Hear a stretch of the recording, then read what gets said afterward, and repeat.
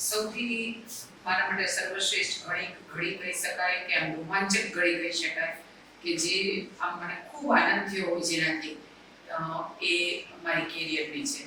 મારી કેરિયર એટલે ધારાસભ્ય તરીકેની મારી જે કેરિયરની જે શરૂઆત હતી અને ઇલેક્શન વખતે જે મારું રિઝલ્ટ ડિક્લેર થયું એ ઘડી મારા માટે મારા સમગ્ર જીવનની સૌથી રોમાંચક ઘડી, સૌથી યાદગાર ઘડી.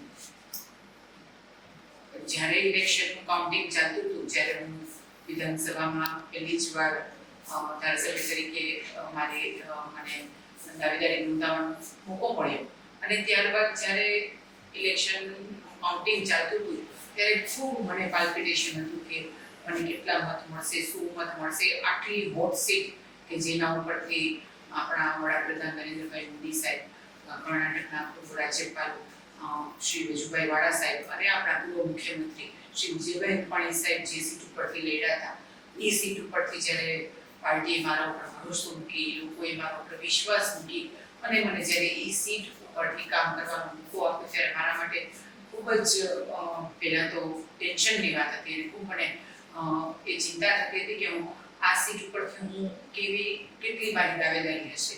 પરંતુ મને મોદી સાહેબે કરેલા કામો અને લોકોનો મોદી સાહેબ ઉપરનો વિશ્વાસ મને સંપૂર્ણ શ્રદ્ધા હતી. પરંતુ જ્યારે કાઉન્ટિંગની મુવમેન્ટ ચાલુ થઈ અને ત્યારથી લોકોએ જે મને પ્રતિસાદ આપ્યો અને જ્યારે છેલ્લે રિઝલ્ટ ડિક્લેર થયું ત્યારે મને આમ કલ્પના બહારનો રિઝલ્ટ કે 1,06,000 મતથી લોકોએ મને જે વિજય અપાવ્યો એ મારા માટે સૌથી રોમાંચક ઘડી હતી.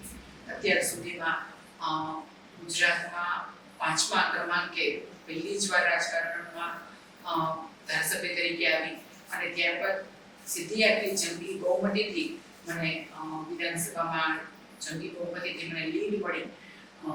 સમગ્ર ગુજરાતમાં 5મા ક્રમાંકે, સમગ્ર ગુજરાતમાં મહિલાઓમાં પ્રથમ ક્રમાંકે મને આ લીડ મળી. એનો મને ખૂબ અનેરો આનંદ હતો ને એના માટે હું સમગ્ર મારી ભારતીય જનતા પાર્ટીના તમામ મોદી મંડળનો અને પ્રજાની હું જિંદગીભર ઋણી છું ને જિંદગીભર આભારી છું. It's a great achievement.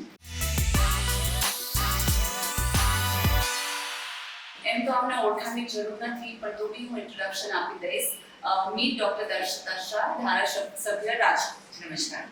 Thank you for being here ma'am. અમને જરૂર અમુક ચીજ તમારી જાણવાની ઉત્સુકતા છે કે તમે જે જર્ની કરી from doctor to being a politician, આ તમારી જર્ની કેવી? નાનપણથી જ મારા ઘરમાં મને રાષ્ટ્ર સેવાના અને દેશ સેવાના સંસ્કાર વારસામાં મળેલા હતા.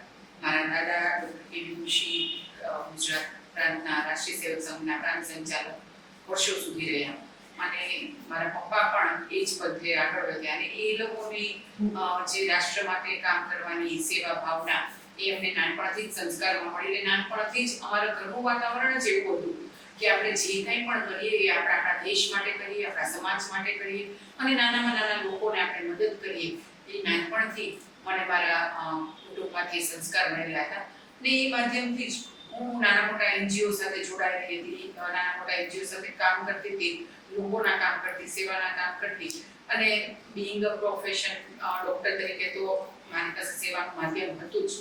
પણ એક સુંદર સાંજે જ્યારે મને પાર્ટીમાંથી ફોન આવ્યો કે આપણે કોર્પોરેશનની ચૂંટણી લડવાની છે, તો એ મારા માટે મારી જિંદગીનો આખો ટર્નિંગ પોઈન્ટ હતો કે સીધું ડૉક્ટરમાંથી એક્ટિવ પોલિટિક્સમાં આવવાનું એ મારા માટે એક ટર્નિંગ પોઈન્ટ હતો. 2 મિનિટ તો મને એવું થયું કે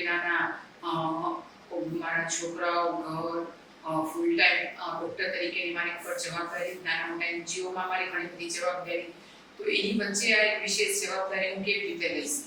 પરંતુ મારા પરિવારનું એટલે મારા સવિશેષ મારા પતિનું, મારા સાસરા પક્ષનું અને મારા પિયર પક્ષનું બધાનો મને ખૂબ સારો સાથ સહકાર મળ્યો અને એ લોકોએ મને કીધું કે ના, તું આગળ વધ, અમે બધા જ તમારી સાથે છીએ, તારી સાથે છીએ.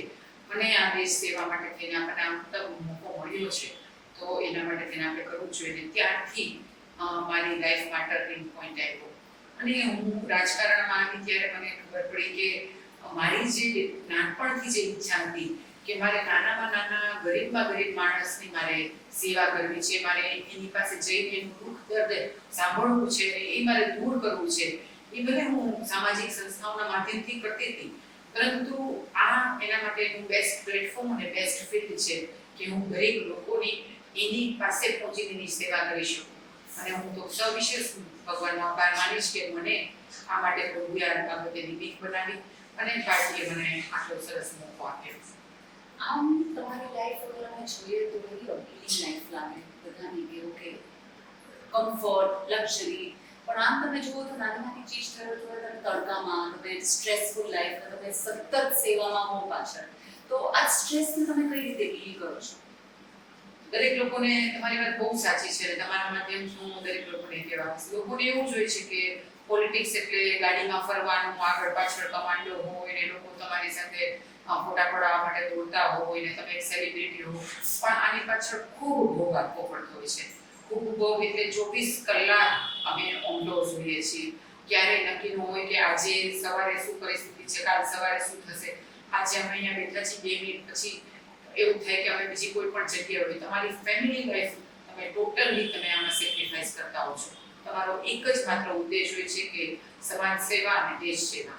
એક જ માત્ર તમારો ઉદ્દેશ હોય છે ને એના માટે તમારે તમારી પર્સનલ લાઈફ, તમારા પર્સનલ શોખ, તમારા પર્સનલ ફેમિલી ગ્રુપ, એ બધાનો આમાં ખૂબ ભોગ આવતો હોય છે. કહેવાય ને કે આપણે ફક્ત ગુલાબ જ જોતા હોય છે, પણ હંમેશા ગુલાબની સાથે કાંટા પણ આવતા જ હોય છે. પરંતુ એ બધાની સાથે તમારે ઘડાવતા જવું પડે છે, લેતા જવું પડે છે. તમારે તમારી આખી તમારી લાઈફસ્ટાઈલને તમારે ચેન્જ કરવી પડે. તમારા વાણી, વર્તન, તમારું બિહેવિયર, તમારું એપિયરન્સ અને તમારો પ્રાયોરિટી, મેઇન તમારી પ્રાયોરિટી એ આખી તમારી ચેન્જ થઈ જાય છે. પહેલા કદાચ આપણી પ્રાયોરિટી આપણો પરિવાર હોય, આપણા બાળકો હોય, પરંતુ હવે તો એક અને એક માત્ર પ્રાયોરિટી લોકોની સેવા છે, જનસેવા છે. એક જ માત્ર પ્રાયોરિટી રહે છે. અને ઘણી વખત આપણને પોતાને એક સ્ત્રી સહજ આપણો સ્વભાવ હોય કે ઘણી વખત આપણને પણ દુઃખ થાય કે આપણે આપણા પરિવારને, આપણા બાળકોને આપણે સમય નથી આપી શકતા. પરંતુ એ બધું જ આની પાછળ ઘણો ભોગ લાગતો હોય છે અને ઘણી મહેનત કરવી પડતી હોય છે, ઘણું દોડવું પડતું હોય છે. જે વ્યક્તિ આ ફિલ્ડમાં હોય ને એને જે ખ્યાલ હોય કે આ ખૂબ અઘરું છે. તો તમારી માટે રિલેક્સેશન શું? આમાંથી તમે કઈ રીતે પોતાના સેલ્ફને રિલેક્સ કરો છો? હું એવું માનું છું કે જે કામમાં તમને આનંદ આવે ને અને જે કામથી તમને સંતોષ મળે એ તમારા માટે એ રિલેક્સેશન જ હોય છે. મને મારા કામથી સંતોષ મળે, મને મારા કામથી મજા આવે, હું ક્યારેક કોઈને મદદ કરું ને એ બેનના કે ભાઈના કે એ દીકરીના કે દીકરાના કે દિવ્યાંગના મોઢા ઉપર હું જ્યારે આમ ખુશી જોઉં ને મારા માધ્યમથી કે મેં એને જે કંઈ મદદ, નાની મોટી મદદ કરીને એના માધ્યમથી હું એના મોઢા ઉપર જે ખુશી જોઉં ને ત્યારે આખા દિવસનો આપણો થાક ઉતરી જાય. આખા દિવસનો આપણને એક સંતોષ મળે. અને હંમેશા કહેવાય કે તમને જે કામમાં મજા આવતી હોય ને એ કામમાં તમને ક્યારેય થાક લાગતો જ નથી. એટલે મને ખરેખર આજે મને જે જવાબદારી આપી છે એ જવાબદારીને હું જવાબદારી સમજતી જ નથી. એ મારી ફરજ છે, મારી ફરજનો ભાગ છે. અને એ હું ખૂબ સંતોષથી, ખૂબ આનંદથી અને મારી પોતાની સ્વેચ્છાએથી હું તમામ મારા શોખ, મારી પ્રાયોરિટી બધાનો મને ભોગ આપવો પડે છે, છતાં પણ મને સૌથી વધુ આનંદ એ બાબતમાં આવે છે. સો તમારી માટે વોટ ઇઝ સ્ટાઇલ સ્ટેટમેન્ટ? તમને શું લાગે છે કે પોલિટિશિયન આ એક ફિલ્ડ એવી છે કે પીપલ એક જ તરીકાના ડ્રેસ પહેરે છે, પણ you have a style statement, તમારી પોતાની એક વે છે સારી કેરેક્ટર બની, તો એના માટે તમારે શું? સૌથી પહેલા તો હું એવું કહીશ કે દરેક ભારતીય માટે, ભારતીય નારી માટે, આપણે ધારો કે ફેશન શોમાં હોય કે એ ફેશન વોકમાં હોય કે કોઈ મોટા ફંક્શનમાં હોય, એમાં આપણો જે સાડીનું પરિધાન છે ને એ સર્વશ્રેષ્ઠ પરિધાન છે. તમે એને કોઈ પણ રીતે પહેરો ને પણ સાડી છે ને એ તમને દરેક લોકોથી અલગ પાડી દે છે. અને સાડીના માધ્યમથી તમારું સ્ટેટસ, તમારી ગરિમા એ જળવાતી હોય છે. અને એટલા માટે હું માનું કે સાડી છે એ રાજકારણમાં બેસ્ટ વસ્તુ છે કે જે તમારી ગરિમાને જાળવી રાખે છે, તમારી સંસ્કૃતિને ઉજાગર કરે છે અને એક નારી તરીકે એ તમને ગૌરવ અપાવે છે. તો તમારી માટે કમ્ફર્ટ ડ્રેસ ઇઝ અ સારી? યા પરફેક્ટ. એટલે એક સમય એવો હતો કે જ્યારે હું રાજકારણમાં નહોતી ત્યારે હું સાડી પહેરતી જ નહોતી. ત્યારે હું ડ્રેસ ને એવું પહેરતી હતી, પણ જેવી હું રાજકારણમાં આવી ત્યારે ડે 1 થી આજે મને 9 વર્ષ થયા, ક્યારેય એવું નથી કે હું સાડી વગર ફિલ્ડમાં આવી હોઉં. ભલે વરસતો વરસાદ હોય કે 44 ડિગ્રીના ભર તડકામાં હો, પણ કોઈ પણ સમય મને એવું લાગે કે આ મારી ગરિમા છે, આ મારી સંસ્કૃતિ છે અને આ મારા પોતાને રૂએ મારે આ રીતે જ રહેવું જોઈએ એની સાથે. આપણે ખૂબ સરસ કામ કર્યું છે આપણે ફિમેલ્સ માટે, ઇવન યંગસ્ટર્સ માટે. તો તમે થોડી લાઈટ નાખશો કે આપણે શું સારા કામ કર્યા છે અને હવે તમે શું ઈચ્છો છો બીજા નવા કામ કરવા માટે? મારું હંમેશા એક સ્ત્રી તરીકે આપણે સવાલ છે કે કોઈ પણ સ્ત્રી માટે કે કોઈ પણ બહેનો માટે આપણે વધારે સમય જ ના હોય, અને હંમેશા મારું ફોકસ બે વસ્તુ પર વધારે રહ્યું છે. એક તો મહિલાઓ પ્રત્યે હું વધારે ને વધારે કામ કરવા ઈચ્છતી હોઉં છું, કારણ કે મહિલા તરીકે હું જાણું છું કે એ લોકોની શું વ્યથા હોય છે, એ લોકોની શું જરૂરિયાત હોય છે, એ લોકોના શું પ્રશ્નો હોય છે, એ હું ખૂબ સારી રીતે સમજતી હોઉં છું. અને એક દિવ્યાંગો પ્રત્યે મને નાનપણથી જ ખૂબ સંવેદના છે, કારણ કે મારા પોતાના ફેદબા ડેફેન્ડર હતા, એટલે નાનપણથી મેં ઘરમાં એ વાતાવરણ જોયું છે. એટલે દિવ્યાંગો પ્રત્યે મને નાનપણથી ખૂબ જ સહાનુભૂતિ છે, ખૂબ સંવેદના છે. એટલે વધારે કામ હું આ બે બાબતે કરતી હોઉં છું. અને ત્રીજું મારું મુખ્ય ફોકસ એ હોય છે કે મારા માધ્યમથી મને જે પાર્ટીએ જવાબદારી આપી છે, મને જે પાર્ટીએ હોદ્દો આપે છે, એ માધ્યમથી વધારે ને વધારે લોકોને હું કઈ રીતે મદદરૂપ થઈ શકું. સવિશેષ બહેનોને હું હંમેશા દરેક જગ્યાએ મારા દરેક કાર્યક્રમમાં બહેનોને કહેતી હોઉં છું કે ભલે નાનું કરો કે મોટું કરો, પણ તમે તમારા પગ ભર ઊભા થાઓ, તમે તમારી પોતાની આઈડેન્ટિટી ઊભી કરો. ભલે તમે એક નાનું અથાણું સારું બનાવતા હો તમારા ઘરમાં, ભલે તમે એક નાનકડી ડીશ તમે તમારા ઘરમાં સારી બનાવતા હોય, પણ એ ડીશના માધ્યમથી તમે પગભર થાઓ, તમે તમારી આઈડેન્ટિટી ઊભી કરો. અને નાનું તો નાનું, પણ તમે તમારી મેળે તમારી જાતે એક રોજગારીનું સાધન ઊભું કરો અને આત્મનિર્ભર બનો, સશક્ત બનો અને સમર્થ બનો. એ દરેક વખતે હું બહેનોને કહેતી હોઉં છું. અને મારા હંમેશા એ જ પ્રયત્ન હોય છે કે બહેનો વધુ ને વધુ પગભર થાય, આત્મનિર્ભર થાય ને સમર્થ થાય. તમે આટલું બહેનોને હેલ્પ કરવા માટે તમારો હાથ આપો છો, તમે શું એ લોકો પાસે એક્સપેક્ટ કરો છો? સમટાઈમ્સ વોટ હેપન્સ કે આપણે હેલ્પ કરવા રેડી હોય પણ એ લોકોને હેલ્પ લેતા ન આવડે. એટલે દરેક વખતે હું બહેનોને જ કહેતી હોઉં છું કે જનરલી આ જે પરિસ્થિતિ છે એ આપણા ગુજરાતમાં અને સવિશેષ સૌરાષ્ટ્રમાં અમે વધારે જોઈએ છે. મેટ્રોઝમાં તો બહુ ટ્રેન્ડ ચેન્જ થાય છે, પણ સવિશેષ સૌરાષ્ટ્રમાં વધારે જોઈએ છે કે લોકો કમ્ફર્ટ ઝોનની બહાર નીકળવા નથી માંગતા કે ના ભાઈ મારે તો બધું સારું છે. અને મારી પાસે દરેક વખતે કોઈ પણ બહેનોને આપણે પૂછીએ કે આપણે બેઠા તેમ જ કે મારી પાસે સમય નથી. પણ સમય નથી એ આપણે એવું વિચારીએ છીએ, ખરેખર આપણે સમયનો સાચો સદુપયોગ કરતા નથી. જો તમે સમયને સારી રીતે સાચો સદુપયોગ કરો તો તમારી પાસે પુષ્કળ સમય છે, સમયનો પ્રોપર તમે ઉપયોગ કરો.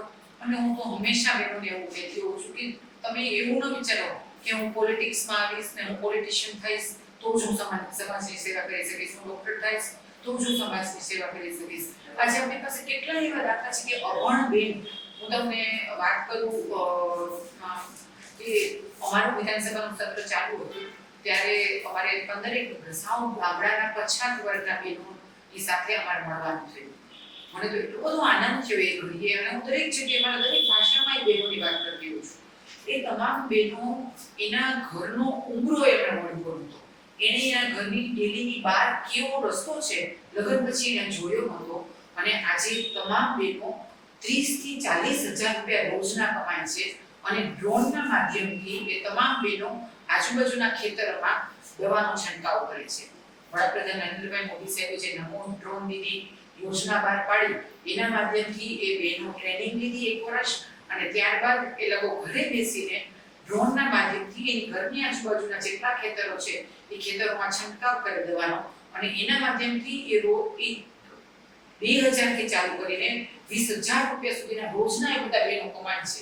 અને એ બહેનો એ જ કહેતા હતા કે બેન અમે અમારા લગ્ન પછી કેટલા વર્ષ સુધી અમે ઘરની બહાર નહોતા નીકળ્યા, અને આજે અમે આવી રીતે ડ્રોન ચલાવીએ છીએ, અમે અમારી જાતે 20,000 રૂપિયા કમાઈએ છીએ ને તમને એટલું આમ ગૌરવ થાય છે અમારી જાત ઉપર.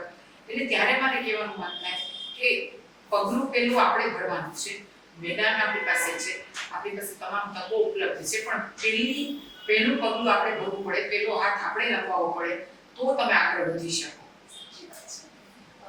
આટલું સારું કામ કરવા છતાં તમે જે જગ્યા પર છો એમાં ક્રિટિસિઝમ તો બહુ છે, તો એ તમે કેવી રીતે હેન્ડલ કરો?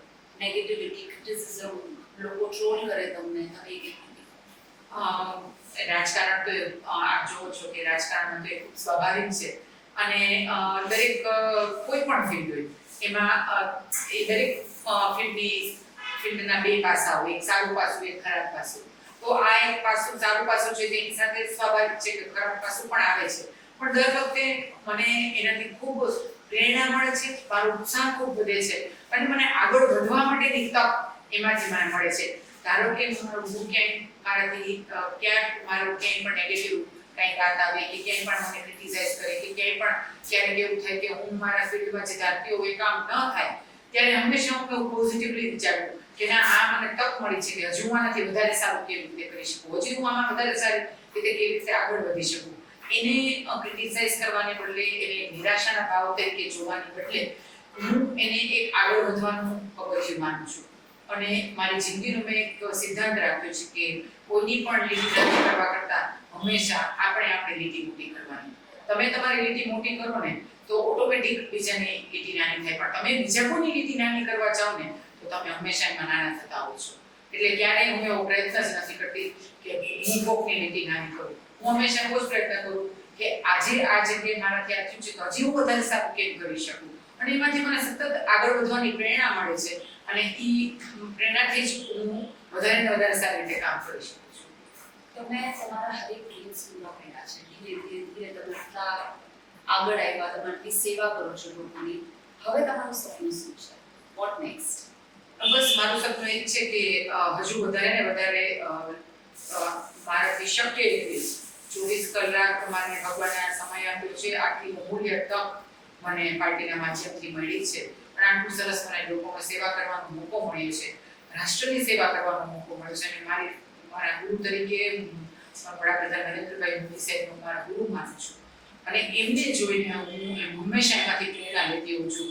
એની વાત, એના વિચાર, એમના આદર્શો જે મારા જીવનમાં એક ગુરુ પાસેથી જે મેં શિષ્ય લે એ રીતે મેં લીધા છે. એટલે હું એ જ જોતી હોઉં છું કે હજુ વધુ ને વધુ હું કેવી રીતે રાષ્ટ્રની સેવા કરી શકું, હજુ વધુ ને વધુ કેવી રીતે લોકોની સેવા કરી શકું અને આમ મારી જાતને હજુ વધારે ને વધારે લોકો માટે વધુ ને વધુ સમય કેમ આપી શકું ને એ જ મારો મુખ્ય ઉદ્દેશ ને મારો મુખ્ય ધ્યેય છે. આટલું બધું કામ કરવા માટે સતત તમારું વિઝન હોવું જોઈએ. તમે જે પ્રોફેશનમાં છો એમાં મેલ ડોમિનેટેડ પ્રોફેશન, એમાંથી એક ફિમેલ તમે કેવી રીતે તમારી જગ્યા કરો કે તમારો વોઇસ સંભળાય, લોકો તમને સિરિયસલી લે? દરેક જગ્યાએ આપણે આપણો અવાજ ઉઠાવવા માટે આપણે આપણી જાતને સાબિત કરવી પડતી હોય છે અને એના માટે થઈને આપણે જ પરિશ્રમ કરવો પડતો હોય છે. કહે છે ને કે સુકેલા સિંહના મુખમાં એક બકરું આવીને બેસતું નથી, સિંહ ઊભા થઈને શિકાર કરવો પડે.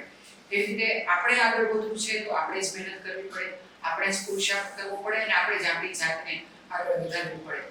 અને અમારા તો આખા કુટુંબમાં રાજકારણમાં કોઈ આવેલું જ નહોતું એટલે મારા માટે આ ક્ષેત્ર સાવ નવું હતું અને આમાં તો કઈ સ્કૂલ તો છે નહીં કે તમે જઈને એના ક્લાસ લો ને તમે ભણો અને એમાંથી તમને શીખવે. તમે અનુભવે તમે ભણાતા જાઓ, શીખતા જાઓ, સમજતા જાઓ અને લોકોમાંથી તમને એમાંથી તમે આગળ વધતા જાઓ. એટલે દરેક જગ્યાએ તમારે જ તમારી જાતને આગળ વધારવા માટે ખૂબ મહેનત કરવી પડે. પણ અત્યારે સદનસીબે એ ખૂબ સારી બાબત છે અને મારા માટે પણ એક ખૂબ સારી વાત છે કે આપણા વડાપ્રધાન નરેન્દ્રભાઈ મોદી સાહેબ અત્યારે સ્ત્રીઓને ખૂબ માન આપે છે અને વધુને વધુ સ્ત્રીઓ આગળ વધે, વધુને વધુ સ્ત્રીઓ સશક્ત થાય અને સમર્થ થાય એ માટે થઈને સરકારશ્રીનો અને પાર્ટીનો ખૂબ સારો સહયોગ છે.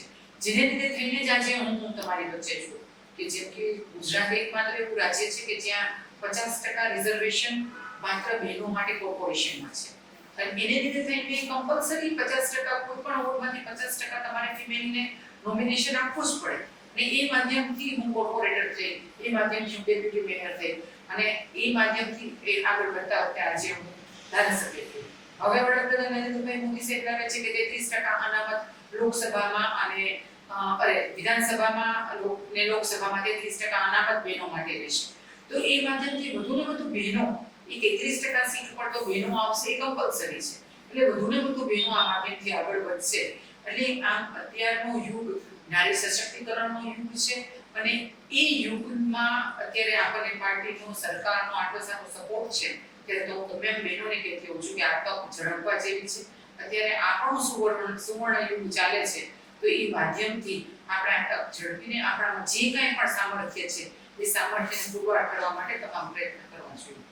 તમે આજના આપણા જે યંગ જનરેશન છે એને શું કહેવા માંગશો? એની એડવાઇસ ઓર એની બસ આજની જનરેશન એક જ વાત કહેવા માંગીશ કે નાના હોય કે મોટા હોય, સ્ત્રી હોય કે પુરુષ હોય, કોઈ પણ વ્યક્તિ હોય એ બધાને એક જ વાત કહેવા માંગીશ કે સમયનો સાચો સદુપયોગ કરીએ, સમયને વેડફીએ નહીં અને જે કાંઈ પણ આપણી આસપાસ છે કે ભાઈ લોકો અત્યારે એવું માનતા હોય છે કે સ્વચ્છતા એટલે કોર્પોરેશનની જ જવાબદારી, પરંતુ આ કચરો નાખવાવાળા અત્યારે રાજકોટમાં 40 લાખ હાથ છે પણ કચરો ઉપાડવા માટે 4400 હાથ જ છે કોર્પોરેશન પાસે. એટલે માત્ર કોઈની એક જવાબદારી નથી, આપણે બધાએ આ સમગ્ર જવાબદારી સાથે લઈને આ સમગ્ર પર્યાવરણ, સ્વચ્છતા, શિક્ષણ અને આપણું રાષ્ટ્ર એ બધુને બધું સક્ષમ થાય, સમર્થ થાય, વિકસિત થાય એના માટે થઈને આ ન માત્ર એક સરકારની જવાબદારી છે પણ આપણા સૌની જવાબદારી છે એવું સ્વીકારીને દરેક લોકોએ આમાં જોડાવવું જોઈએ એવું તમારા માધ્યમથી દરેકને વિનંતી કરું છું. Thank you. પણ એક ચીજ હું કહેવા માંગુ આ એન્ડ કરતા પહેલા કે તમને ઘણા કીધું હશે પણ we are extremely proud of you. તમે જે કામ કરો છો અને we are extremely proud that Narendrabhai Modiji આપણા પ્રાઇમ મિનિસ્ટર છે અને વી આર એક્સ્ટ્રીમલી પ્રાઉડ કે તમે આટલું હાર્ડ વર્ક કરો છો. Thank you so much. ખૂબ આભાર. સારું, થેન્ક યુ.